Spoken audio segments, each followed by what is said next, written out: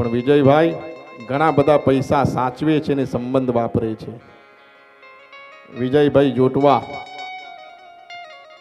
ખૂબ નાની ઉંમરે ડીડી ભારતી અને સૌરાષ્ટ્ર ગીરનું ગૌરવ એટલે વિજયભાઈ જોટવા આપનું હૃદયથી સ્વાગત છે. રોકાજો સાહેબ, આરતી થોડી કરીને જ જજો. એમ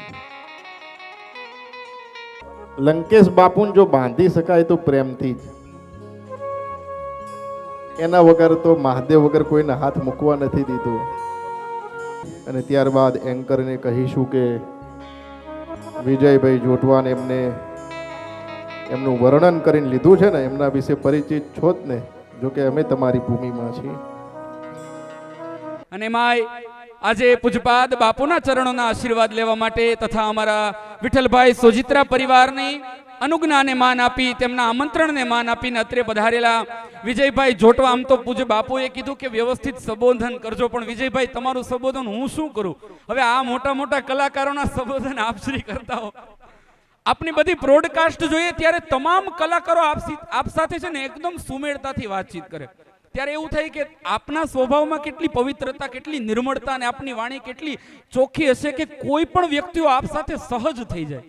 મોટા મોટા ઘણા કલાકારોની બ્રોડકાસ્ટ આપ સાથે છે. આપ શ્રી ડીડી ભારતી ન્યૂઝ ચેનલમાં કામ કરો છો, પણ સાથે આપ શ્રી બ્રોડકાસ્ટ કરો ત્યારે કેવડા મોટા મોટા કલાકારો આપ સાથે બેઠા હોય પણ એકદમ સહજ થઈ અને જાણે પોતાના પરિવારના સદસ્ય સાથે વાત કરે. આવું તો જ સંભવ હોય કે તમારા સ્વભાવમાં નકરી મીઠાઈ ભરી હોય. ત્યારે વિજયભાઈ પધાર્યા છે.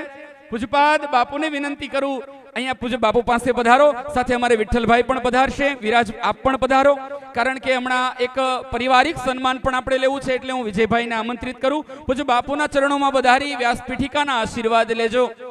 બાપુ પણ આપ શ્રી ઉપર અંતરના ભાવથી રાજીપો વર્ષાવી રહ્યા છે. વાલા ભક્તો, સોમનાથ મહાદેવ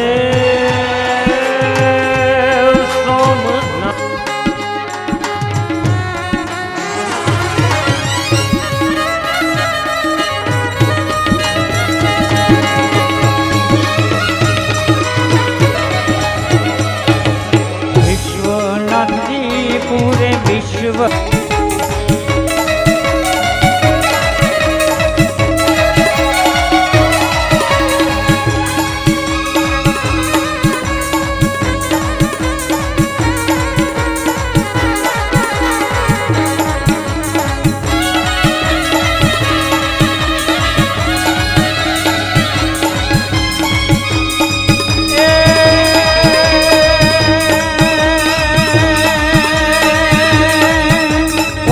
ભણો તો